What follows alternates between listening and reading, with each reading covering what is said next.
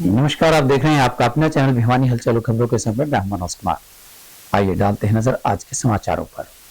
पावन और पवित्र पर्व रक्षाबंधन का त्योहार बड़े ही हर्षोल्लास के साथ मनाया गया। इस अवसर पर बाजार में अनेक तरह की राखियां और मिठाइयां सजी रही, तो बहनों ने भाइयों की कलाई पर रक्षा सूत्र बांधकर उनके उत्तम भविष्य की कामना की। वहीं भाइयों ने भी बहन की रक्षा का संकल्प लिया। छोटी काशी के नाम से विख्यात भिवानी में रक्षाबंधन का त्योहार बुधवार को धूमधाम के साथ मनाया गया। इस अवसर पर बाजारों में राखियों की दुकानों और मिठाई की दुकानों पर खरीदारों की काफी भीड़ देखी गई। वहीं विद्वानों का कहना है कि रक्षाबंधन का त्योहार आज विशेष तौर पर धूमधाम से मनाया जा रहा है। वहीं बहनों ने अपने अपने भाइयों के घर जाकर राखियां बांधी और उनकी सलामती की कामना की। वहीं भाइयों ने भी बहनों से रक्षा का सूत्र बंधवाकर उन्हें रक्षा का वचन दिया। रक्षाबंधन भाई बहनों का पवित्र त्योहार है। इस दिन बहनें अपने भाई की कलाई पे राखी बांधती हैं। भाई उपहार स्वरूप उनको कुछ तोहफे, पैसे, मिठाइयाँ और जीवन भर उनकी रक्षा करने का वचन देते हैं। और सदियों से ये त्योहार बड़े उल्लासपूर्वक मनाया जा रहा है और आज भी शहर भर में सभी बहन भाइयों के अंदर प्रसन्नता का माहौल बना हुआ है। रक्षाबंधन भाई बहनों का त्योहार है और इस दिन जो बहनें हैं वो अपने भाइयों की कलाई पर राखी बांधती हैं और जो भाई होते हैं वो उनको उनकी रक्षा का वचन देते हैं। और ये एक बहुत पवित्र त्योहार होता है और इस दिन जो भाई होते हैं वो अपनी बहनों को तोहफे, गिफ्ट्स वगैरह देते हैं। ये बहुत सालों से चला आ रहा पुराना त्योहार है हमारा। सामाजिक न्याय एवं अधिकारिता मंत्रालय के तहत नियुक्त राज्य दिव्यांगजन आयुक्त एडवोकेट राजकुमार मक्कड़ ने कहा कि भिवानी जिला मुख्यालय पर आस्था स्पेशल स्कूल में केंद्र व राज्य सरकार के सहयोग से पंडित दीनदयाल पुनर्वास केंद्र खोला जाएगा। इसके अंतर्गत यहां दिव्यांगजनों को लैब के माध्यम से कंप्यूटर एवं प्रिंटर आदि की अनेक सुविधाएं दी जाएंगी। एडवोकेट राजकुमार मक्कड़ मंगलवार को स्थानीय लोक निर्माण विश्राम गृह में दिव्यांगजनों की समस्याएं सुन रहे थे। उन्होंने बताया कि मुख्यमंत्री श्री मनोहर लाल ने भी दिव्यांगजनों के लिए 4% के लिए आरक्षण की घोषणा की है। वहीं दृष्टिबाधिता के लिए 1% का आरक्षण दिया गया है। उन्होंने बताया कि किसी भी तरह के दिव्यांगजन के लिए हरियाणा विद्यालय शिक्षा बोर्ड द्वारा आयोजित परीक्षा शुल्क तथा नौकरियों के लिए हरियाणा कर्मचारी चयन आयोग और HPSC को भी परीक्षा फीस या प्रार्थना पत्र पर फीस नहीं देनी होगी। प्रदेश सरकार द्वारा दिव्यांगजनों के लिए अनेक योजनाएं क्रियान्वित की गई हैं। सरकार दिव्यांगजनों की समस्याओं के समाधान को लेकर गंभीर है। दिव्यांगजनों को उनका पूरा हक मिलेगा। सरकार इसके लिए निरंतर कारगर कदम उठा रही है। हर शिकायत पर तुरंत प्रभाव से कार्रवाई की जा रही है। अनैतिक तरीके अपनाकर दिव्यांगजनों का हक खाने वाले एक तरह से समाज के दुश्मन हैं। उन्होंने बताया कि सरकार ने पोर्टल के माध्यम से पारदर्शिता लाने का काम किया है। दिव्यांगजनों के पोर्टल पर 6,28,000 विजिट कर चुके हैं। दिव्यांगजन आयुक्त के नाते कुछ जानकारी सबके साथ साझा करना चाहता हूं और एक बहुत खुशी की बात भी है कि भिवानी में केंद्र सरकार के सहयोग से, हरियाणा सरकार के सहयोग से दीनदयाल रिहेबिलिटेशन सेंटर DDRC इसका प्रारंभ हम करने जा रहे हैं आस्था विशेष विद्यालय के अंदर। इस विद्यालय में प्रथम चरण में जिले भर के ऐसे जो दृष्टिबाधित दिव्यांग हैं, जिसको विजुअली इम्पेयर्ड हम बोलते हैं, ब्लाइंड बोलते हैं, उनके लिए हम एक लेबोरेटरी स्थापित करने जा रहे हैं जिसमें कंप्यूटर्स, प्रिंटर्स और उनकी तमाम प्रकार की ट्रेनिंग, ताकि उनका जीवन बाधा मुक्त हो सके, उनकी स्टडीज अच्छी प्रकार से हो सके, उनको नौकरियों के लिए भी कॉम्पिटिटिव एग्जाम्स के लिए तैयार किया जा सके। आज ही माननीय मुख्यमंत्री जी ने हरियाणा विधानसभा में यह घोषणा भी की है कि दिव्यांगजन को जहां CET के ग्रुप 3 और 4 के अंदर 4% आरक्षण वहाँ सुनिश्चित किया जा रहा है कर्मचारी चयन आयोग के माध्यम से, वहाँ कौशल रोजगार निगम में भी 4% आरक्षण यह सुनिश्चित किया गया है और इसको विधिवत रूप से हमने लागू कर दिया है। और अब जो भी नियुक्तियां होने जा रही हैं उन तमाम के अंदर दृष्टिबाधित का 1% आरक्षण यह सुनिश्चित कर दिया गया है और इसको विधिवत रूप से लागू हो गया है। तो भिवानी में DDRC की स्थापना ये विधिवत हो गई है। कल मैं वहाँ जाने वाला हूं और उसकी स्थापना वहां पर विधिपूर्वक हो जाएगी और 1 सप्ताह के अंदर अंदर ही वो लैब भी वहां पर स्थापित हो जाने वाली है। इसी के साथ ही अभी तक दृष्टिबाधित जो दिव्यांग हैं उनके लिए शिक्षा बोर्ड के अंदर, विद्यालय शिक्षा बोर्ड हरियाणा में 10वीं और 12वीं की परीक्षा के लिए परीक्षा शुल्क नहीं लगता था। अब हमने सभी प्रकार के दिव्यांगजन, वो किसी भी दिव्यांगता से ग्रस्त हो सकते हैं। 21 प्रकार की दिव्यांगता होती है, 5 बौद्धिक दिव्यांग होते हैं और 16 शारीरिक दिव्यांग होते हैं। तो सभी दिव्यांगों के विद्यार्थी, उनके लिए अब परीक्षा शुल्क पूरी तरह से मुक्त होगा। हरियाणा कर्मचारी चयन आयोग और हरियाणा HPSC जिसको हम बोलते हैं, उसके अंदर परीक्षा शुल्क और एप्लीकेशन मनी, प्रार्थना पत्र का जो मनी लगता है वह निःशुल्क है। तो कोई भी दिव्यांग नौकरी के लिए जो अप्लाई करेगा उसमें किसी भी प्रकार की उसको शुल्क देने की आवश्यकता नहीं है। रक्षाबंधन का पावन त्योहार भिवानी के जिला जेल में बंद बंदियों के हाथ पर रक्षा सूत्र बांधकर उनकी बहनों द्वारा वहीं पहुंचकर मनाया गया।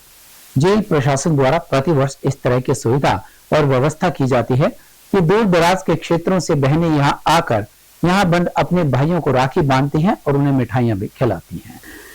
इस बारे में जेल सुपरिंटेंडेंट सेवा सिंह ने बताया कि सरकार के आदेशानुसार जेल में बंद बंदियों को रक्षाबंधन के त्योहार को मनाने के लिए विशेष व्यवस्था का आयोजन किया गया है। इस अवसर पर दूर दूर से बहनों व माताओं ने परिवार सहित जेल में पहुंचकर अपने अपने भाइयों को राखी का सूत्र बांधकर उनके उज्जवल भविष्य की कामना की। वहीं इस अवसर पर सभी बंदियों व उनके परिजनों के लिए खीर व मीठा तैयार करके विशेष भोजन की व्यवस्था की गई है। उन्होंने बताया कि जेल में कुल 981 बंदी हैं, जिनमें से 48 महिलाएं हैं। इस अवसर पर जेल प्रशासन ने भी सभी बंदियों को रक्षाबंधन की शुभकामनाएं दी। भाई बहन के अपार स्नेह की इस पावन बेला पर माननीय श्री मोहम्मद अकील DGP जेल के निर्देशानुसार जिला जेल भिवानी पर सभी राशियों के बंदियों की मुलाकातें करवाई जा रही है, राखी बंधवाई जा रही है। और माननीय DG साहब के निर्देशानुसार सभी जो बहनें आती हैं उनको राखी और तिलक का सामान तथा उनके लिए भाइयों को खिलाने के लिए मिठाइयां जेल प्रशासन द्वारा दी जा रही है। और आज जो बहनें भाइयों को राखी बांध रही हैं, उपहार के रूप में सभी बहनें भाइयों से अपराध छोड़ने की शब्द जो अपने भाइयों को दिला रही है, ये जेल प्रशासन द्वारा किया जा रहा है। बड़ी बात है सर, क्योंकि क्राइम बिल्कुल बिल्कुल ठीक कह रहे हो आप। जेल प्रशासन का हर समय यही प्रयास रहता है, जिस भी बंदी की मुलाकात नहीं आती, हमारी कोशिश होती है कि NGO के बुलाकर NGO से भी मुलाकात करवाते हैं। और जेल प्रशासन द्वारा जिनके अकाउंट में पैसे नहीं डाले जाते या परिवार वाले उनसे मुलाकात नहीं करते, जेल प्रशासन उनको कैंटीन फंड से सामान देता है, डेली यूज का जो भी सामान है। हाँ, बिल्कुल सुधरने का पूरा मौका दिया जाता है जेल प्रशासन द्वारा। कोई भी अपना पर्व धूमधाम से हर त्योहार जेल के अंदर मनाया जाता है। पीछे 15 अगस्त पर भी सरकार की तरफ से सभी बंदियों को 4-4 लड्डू दिए गए थे और सभी कर्मचारियों को भी 15 अगस्त पर 4-4 लड्डू दिए गए थे। 28 अगस्त को आशा वर्कर्स को चंडीगढ़ जाने से रोकने के विरोध में आशा वर्कर्स यूनियन एवं अन्य कई संगठनों ने प्रदर्शन किया। गौरतलब है कि अपनी मांगों को लेकर आशा वर्कर्स को 28 अगस्त को चंडीगढ़ एकत्रित होना था, जिन्हें जगह जगह पर पुलिस द्वारा रोक लिया गया और थानों में बैठाया गया। इसके विरुद्ध रोष व्याप्त था और इसी के चलते यह प्रदर्शन किया गया। प्रदर्शन का नेतृत्व आशा वर्कर यूनियन हरियाणा भिवानी के प्रधान हुक्म कौर व जिला सचिव सुशीला सरोहा व सीटू नेता सुखदेव पालवास कर रहे थे। प्रदर्शन में किसान सभा के पूर्व राज्य प्रधान मास्टर शेर सिंह, जिला उप प्रधान कामरेड ओम प्रकाश व जनवादी महिला समिति की जिला प्रधान संतोष देसवाल ने कहा कि हरियाणा सरकार शांतिपूर्ण तरीके से चलाए जा रहे आशाओं के आंदोलन का समाधान निकालने की बजाय पुलिस बल तैनात करके उसे कुचलना चाहती है। आशा वर्करों व उनके नेताओं को प्रताड़ित करके उनका हौसला कमजोर करके आंदोलन को पीटना चाहती है। हरियाणा का ट्रेड यूनियन जनवादी आंदोलन जनता का भाईचारा ऐसा हरगिज नहीं होने देगा और राज्य सरकार को उनकी जायज मांगे मानने के लिए मजबूर कर देगा। उन्होंने नूंह में हुई हिंसा की घटना की न्यायिक जांच करवाने और आरोपी मंत्री संदीप सिंह को तुरंत हटाने की मांग की है। मेरा नाम सुशीला है, मैं आशा वर्कर यूनियन की जिले की सेक्रेटरी हूँ। हमने कल विधानसभा का घेराव करने का प्लान हमने बनाया था। जो ही हम सुबह पंचकुला जाने के लिए हम तैयार हुए, सुबह से ही 4 बजे पुलिस हमारे आगे पीछे घूमने लगी थी। 5:30 बजे जब हम बसों में बैठने लगे, बस वालों को इन्होंने धमकी दी कि आपकी बस को इम्पाउंड किया जाएगा। हमारे को जाने नहीं दिया। जब हम प्रदर्शन लेके जा रहे थे, हमारे साथ धक्का मुक्की की गई, हमारे साथ बहुत अभद्र व्यवहार इन्होंने किया गया। तब हमारे को जबरदस्ती बसों में बिठा करके हमारे को थाने में ले जाया गया है और हमारे को तो यहाँ भिवानी में बिठा दिया गया और हमारे जो और साथी थे उनको भी रास्ते में कहीं कहीं पर भी उनको भटकाया गया है, उनको पानी तक भी नहीं पीने दिया गया, पेशाब पानी की कोई भी सुविधा नहीं थी। इस सरकार ने ये बहुत घटिया रवैया हमारी आशा बहनों के साथ किया है। मैं श्याम सुंदर शर्मा, अध्यक्ष सर्व समाज सेना भिवानी, सभी शहरवासियों से अपील करता हूं कि हमारे संगठन द्वारा एक भजन संध्या का आयोजन किया गया है राधा स्वामी सत्संग भवन 3 सितंबर 2023 बार रविवार, समय शाम 5 बजे से आयोजन किया गया है। इस कार्यक्रम में ढाणा जोगी महंत केशवनाथ जी महाराज जी का विशेष सानिध्य रहेगा। इस कार्यक्रम में मुकेश फौजी जी और उनकी टीम भजन संध्या का गुणगान करेंगे। इस कार्यक्रम में विशेष तौर से मैं ई रिक्शा ऑटो चालक भाइयों को सादर आमंत्रित करता हूं। सपरिवार आप सादर आमंत्रित हैं और आप ज़्यादा से ज़्यादा सपरिवार आके इस कार्यक्रम में हिस्सा लें और कार्यक्रम की शोभा बढ़ाएं। इस कार्यक्रम में राधा रसोई का आयोजन भी किया गया है। आप सभी शहरवासियों से अपील है कि आप राधा रसोई का प्रसाद लें और भजन संध्या का आनंद लें। प्रमोद बोनिया, प्रेस प्रवक्ता सर्व समाज सेना भिवानी, अपने संगठन की तरफ से सभी शहरवासियों से अपील करता हूं कि आने वाली 3 तारीख को वार रविवार को महंत बाबा केशवनाथ जी के आशीर्वाद से, उनके सानिध्य से हमने ऑटो रिक्शा चालक व ई रिक्शा चालक भाइयों के लिए एक विशेष प्रोग्राम का आयोजन किया है, जिसमें हरियाणा संस्कृति के कलाकार भाई मुकेश फौजी जी विशेष तौर पर भजन संध्या के लिए आमंत्रित रहेंगे, वो आप लोगों का मनोरंजन करेंगे। उसके तुरंत बाद एक राधा रसोई का भी आयोजन आप लोगों के लिए रखा गया है। तो सभी ई रिक्शा चालक, ऑटो रिक्शा चालक व सभी शहरवासियों से अपील है कि ज़्यादा से ज़्यादा संख्या में पहुंच करके इस भजन संध्या का और राधा रसोई का आनंद लें। आप सबका बहुत बहुत धन्यवाद।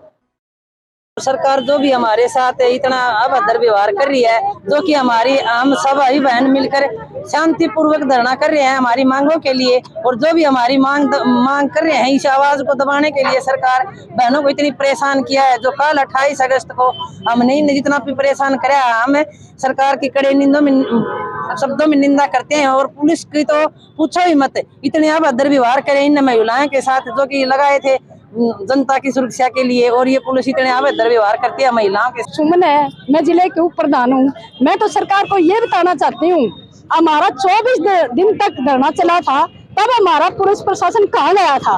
अब हम विधानसभा का घेराव कर रहे थे, तब हमारे स्टेट वाइज पुलिस इतनी घेर दी जानू तो हमें कोई मान ले देश में लिप्त न जावा। हाँ, हम देश ये सरकार को ये बताना चाहते हैं, चाहे हमें काला पानी तक जाना पड़ो, हम हमारा हक लेके रहेंगे। ये हरियाणा सरकार ने कल जो आशा वर्करों के साथ पूरे हरियाणा में जाति की है, ये वहाँ विधानसभा पे अपनी मांगों का ज्ञापन देने जा रही थी। कोई चांद में प्लाट कटवाने के लिए तो नहीं जा रही थी। एक साइड में हमारे मुख्यमंत्री जी कहते हैं पुलिस हर आदमी की सुरक्षा नहीं कर सकती, और एक साइड में महिलाओं के पीछे पुलिस लगा दी हरियाणा सरकार ने। जो आज ये पुतला दहन किया गया है प्रतीकात्मक, ये खट्टर और दुष्यंत के ये बताने के लिए किया गया है, जो जनहित में आप है, जनता विरोधी जो आप कार्रवाई कर रहे हैं पुलिस प्रशासन के द्वारा, उसका रोष जनता में है। राजकीय वरिष्ठ माध्यमिक विद्यालय नंदगांव में रक्षाबंधन के उपलक्ष्य में मेहंदी प्रतियोगिता का आयोजन किया गया, जिसमें विद्यालय की छात्राओं ने बढ़ चढ़कर भाग लिया। इस प्रतियोगिता में भाग लेने वाले प्रतिभागियों को प्राचार्य जय नारायण द्वारा सम्मानित करने की घोषणा भी की गई। वहीं इस अवसर पर अनेक स्टाफ सदस्य भी मौजूद रहे। इस बारे में विद्यालय के प्रवर्तक शिव कुमार शास्त्री ने बताया कि आज विद्यालय में प्राध्यापक नफे सिंह सांगवान और सुनीता वर्मा के सानिध्य में मेहंदी प्रतियोगिता का आयोजन किया गया, जिसमें विद्यालय की अनेक टीमों ने भाग लिया और बड़ी ही आकर्षक मेहंदियां लगाई गई। निर्णायक मंडल में मनोज पीटीआई, रमेश शास्त्री, कपिल देव व अजीत रानीवाल रहे। वहीं विद्यालय का प्रभार देख रहे वरिष्ठ प्रवक्ता सुरेश कुमार ने कहा कि विद्यालय में बच्चों के सर्वांगीण विकास के लिए अक्सर प्रतियोगिता का आयोजन होता रहता है, जिसके चलते आज भी मेहंदी प्रतियोगिता का आयोजन किया गया है। आज राजकीय वरिष्ठ माध्यमिक विद्यालय नंदगांव भिवानी में रक्षाबंधन के उपलक्ष्य पर मेहंदी प्रतियोगिता का आयोजन किया गया, जिसमें सभी छात्राओं ने बढ़ चढ़ करके भाग लिया। इसमें सभी विद्यालय अध्यापक के साथियों ने भी बच्चों को प्रेरित किया ताकि बच्चों का सर्वांगीण विकास हो सके और भविष्य में भी इस प्रकार के कार्यक्रम विद्यालय स्टाफ करता रहेगा। धन्यवाद। प्रति वर्ष की तरह इस वर्ष भी हरियाणा रोडवेज की ओर से महिलाओं व बच्चों के लिए निःशुल्क बस यात्रा की सुविधा दी गई। मंगलवार दोपहर 12 बजे से यह सुविधा शुरू होकर बुधवार रात्रि 12 बजे तक रहने की बात कही गई। इस अवसर पर रोडवेज द्वारा 130 बसेस का संचालन किया गया, जिसमें 10 अतिरिक्त रूट्स पर भी बसेस को चलाया गया। गौरतलब है कि रक्षाबंधन के पर्व पर अपने भाइयों की कलाई पर राखी बांधने व उनके मायके जाने वाले दोपहर 12 बजे से पहले ही महिलाएं बच्चों के साथ बस स्टैंड पर पहुंचना शुरू हो गई थी। इसके चलते रोडवेज ने ऐसी महिला यात्रियों के लिए बसों की विशेष व्यवस्था की है। जिस रूट पर ज्यादा महिलाएं यात्री दिखाई दे रही थी, इस रूट पर विभाग द्वारा अतिरिक्त बसों का संचालन किया गया। इसके चलते बस स्टैंड पर ज्यादा अफरा तफरी की स्थिति पैदा नहीं हुई। वहीं रोडवेज अधिकारी ने बताया कि 130 बसों का संचालन किया गया है। रक्षाबंधन पर विभिन्न रूटों पर 10 अतिरिक्त बसों का संचालन भी किया गया है। हरियाणा सरकार की हिदायत के अनुसार रक्षाबंधन के त्यौहार पर सभी जो महिलाएं हैं वो फ्री यात्रा कर रही हैं। उनके साथ 15 साल तक के जो बच्चे हैं वो हरियाणा सरकार की हिदायत अनुसार फ्री यात्रा कर रहे हैं। सभी रूटों पर बसें, रूटीन वाली बसें, टाइम वाली बसें सभी चल रही हैं। 15 गाड़ियों का विशेष इंतजाम कर रखा है। भाई कहीं भी ज़रूरत पड़ने पर गाड़ियाँ तुरंत उपलब्ध करा दी जाएंगी। व्यवस्था सारी कंट्रोल में है। सवारियों का आवागमन बेहतर तरीके से किया जा रहा है। सभी लाइन की जो चेकिंग स्टाफ है उनकी ड्यूटी बस अड्डे पर लगाई गई है ताकि किसी भी यात्री को किसी भी प्रकार की परेशानी ना हो और अपनी यात्रा को सुगमतापूर्वक कर सके। अदर स्टेट में जो एरिया हरियाणा का चंडीगढ़ है और दिल्ली से अटैच है, दिल्ली और चंडीगढ़ समेत हरियाणा में कहीं भी महिलाएं और 15 साल के तक के बच्चे फ्री यात्रा का लाभ उठा सकते हैं। आज रात के 12 बजे तक, कल दोपहर 12 बजे से 30 तारीख आज रात के 12 बजे तक ये सुविधा सरकार द्वारा दी गई है। हरियाणा के जहाँ तक हरियाणा प्रदेश की सीमा है वहाँ तक फ्री है। युवा जागृति एवं जन कल्याण मिशन ट्रस्ट भिवानी एवं महात्मा ज्योतिबा फूले धर्मार्थ ट्रस्ट ने बुधवार को रक्षाबंधन का पर्व बड़े ही अनूठे तरीके से मनाया। इन संगठनों के प्रतिनिधियों ने हाल ही में हनुमान जोहड़ी नरसिंह मंदिर परिसर स्थित शहीद वाटिका में रोपित किए गए पौधों को तिलक लगाकर रक्षा सूत्र बांधा और उनके संरक्षण का संकल्प भी लिया।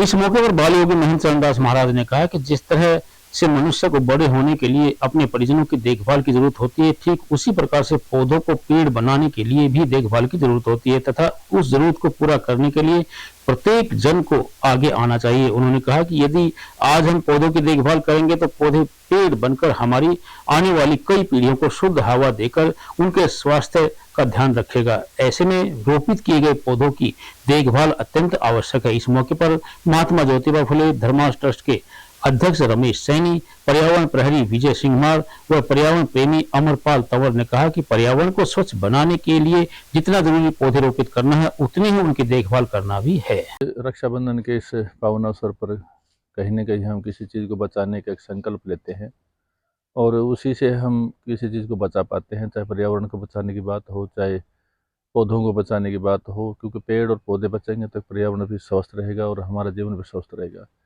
और ये बंधन का ही दिन है, हम किसी चीज़ के साथ बंधे, चाहे हम अपने पीढ़ी को बचाने की बात करते हों, चाहे पानी को बचाने की बात करते हों, जिस चीज़ को हम बचाने की कोशिश करेंगे तभी वो चीज़ बच पाएगी। और ये एक बड़ा महत्व इस बात का ही होता है कि राष्ट्र रक्षा की बात हो, धर्म रक्षा की बात हो, समाज रक्षा की बात हो, पीढ़ी रक्षा की बात हो, संस्कृति रक्षा की बात हो, इन सब चीज़ों को लेकर के यदि हम आगे बढ़ेंगे तो कहीं ना कहीं हमारा ये जो त्यौहार है तो उसकी प्राचीनता भी बढ़ती है, उसका एक महत्व भी बनता है।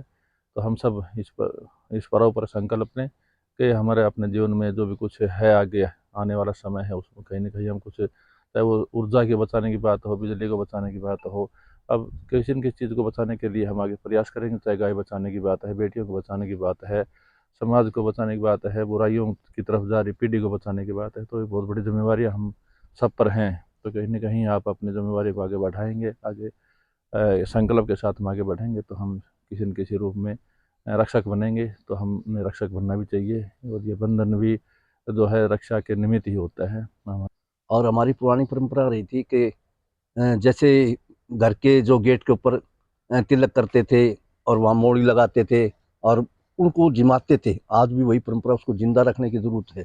आज जरूरत है बहन बेटियों की रक्षा के लिए, आज जरूरत है पर्यावरण को बचाने के लिए, पेड़ पौधों को बचाने के लिए। पेड़ लगा दिए उसका कोई महत्व नहीं, पेड़ को बचाना ज़्यादा जरूरी है। तो आज हमने सभी ने मिलकर महात्मा ज्योतिबा फुले धर्मार्थ ट्रस्ट, युवा जागृति जन कल्याण मिशन ट्रस्ट के सभी सदस्यों ने मिलकर आज एक संकल्प लिया है कि हम पौधे लगाएंगे भी। और पर्यावरण को शुद्ध बनाए रखने के लिए जहां अनेक अवसरों पर पौधारोपण किया जाता है, वहीं सामाजिक कार्यकर्ता सुरेश सैनी ने अपनी माता शांति देवी की स्मृति में दक्षिण काली नव दुर्गा मंदिर में पौधारोपण किया। उन्होंने कहा कि पूर्वजों की याद में रोपित किए गए पौधे आने वाली अनेक पीढ़ियों तक वातावरण को शुद्ध रखते हैं। अपने पूर्वजों की याद में आज रोपित किए गए पौधे भविष्य में पेड़ बनकर आने वाली कई पीढ़ियों को शुद्ध हवा का आशीर्वाद देने का काम करेंगे। यह बात सामाजिक कार्यकर्ता व पर्यावरण प्रेमी सुरेश सैनी ने अपनी माता शांति देवी की स्मृति में बुधवार को स्थानीय कोट रोड पर स्थित निर्माणाधीन दक्षिण काली नवदुर्गा मंदिर में नवदुर्गा सेवा सहयोग संस्था चलाए गए पौधारोपण अभियान के दौरान कही। उन्होंने कहा कि माता की स्मृति पर त्रिवेणी रोपित कर धरती के कर्ज को चुकाने के साथ ही शुद्ध एवं स्वच्छ वातावरण का निर्माण करने का अवसर मिलता है। इस दौरान 21 पौधों का रोपण किया गया। के बैनर तले आज फिर एक बार से जो है पौधारोपण का कार्यक्रम जो है संचालित किया जा रहा है और हमारे जो संस्था के जो अध्यक्ष हैं सुरेश सैनी जी, इनकी माता जी का भी हाल ही में देहांत हो गया था, तो आज उनकी रस्म पगड़ी के कार्यक्रम पर और आज 21 पौधे जो है रोपित किए गए हैं माँ दक्षिणी कालेश्वर मंदिर में। और सुरेश सैनी जी लगातार जो है इस प्रकार के कार्य करते रहते हैं पर्यावरण को सुरक्षित रखने के लिए, क्योंकि पौधा जो है आप सब जानते हैं कि बहुत ही ज़रूरी चीज़ है। पौधा अगर हर व्यक्ति जो है एक पौधा जो लगाएगा तो मेरे ख्याल से किसी प्रकार की जो वातावरण में जो धुंधलापन जो छाया हुआ है वो शायद नहीं रहेगा। मूलभूत आवश्यकताओं में एक है भोजन पानी, लेकिन भोजन बिना भी हम कुछ दिन जिंदा रह सकते हैं, पानी के बिना कुछ घंटे जिंदा रह सकते हैं और एक पल भी जिंदा नहीं रह सकते, वो है प्राणवायु ऑक्सीजन। और उसको प्राप्त करने के लिए बहुत आवश्यक है कि ज़्यादा से ज़्यादा पेड़ पौधे लगाएं। उसी निमित्त आज हमारे बहुत ही अजीज एक समाज सेवी मीडिया प्रभारी कई संस्थाओं से जो जुड़े हुए हैं, सुरेश सैनी जी की माता जी जो 17 वर्ष की आयु को पार करके स्वर्ग सिधार गई थी, उनकी रस्म पगड़ी के उपलक्ष्य में आज उन्होंने बड़ा ही नेक कार्य किया है। 21 पौधे लगा के उनको एक बड़ा अच्छा योगदान दिया है। ये दक्षिण काली मंदिर में आज पौधारोपण किया गया। हमारे साथी सुरेश जी की माता जी का देहांत 21 तारीख को हो गया था, उनके आज रस्म पगड़ी के उपलक्ष्य में आज पौधारोपण किया गया। तो ये जो पौधारोपण किया जाता है कि ये यादगार रहती है कि हमने हमारी आंटी जी के रस्म पगड़ी जिस दिन थी उस दिन पौधा लगाया था। हम जब भी मंदिर में आएंगे तो उनकी याद भी ताजा। नवदुर्गा संस्था के संस्थापक जो पर्यावरण प्रेमी है सुरेश सैनी जी, आज कुछ दिन पूर्व उनकी माता का स्वर्गवास हो गया था। आज उनकी रस्म पगड़ी है और इस अवसर पर मैं उनकी सोच को बड़ा सलाम करता हूँ कि उन्होंने आज एक ऐसा कार्य किया जो अन्य लोगों की सोच से भी हटकर है। उन्होंने आज 21 पौधे रस्म पगड़ी के अवसर पर रोपित किए गए। हमारे समय बस इतना। अगले के लिए देखते रहिएगा आपका अपना चैनल भिवानी हलचल।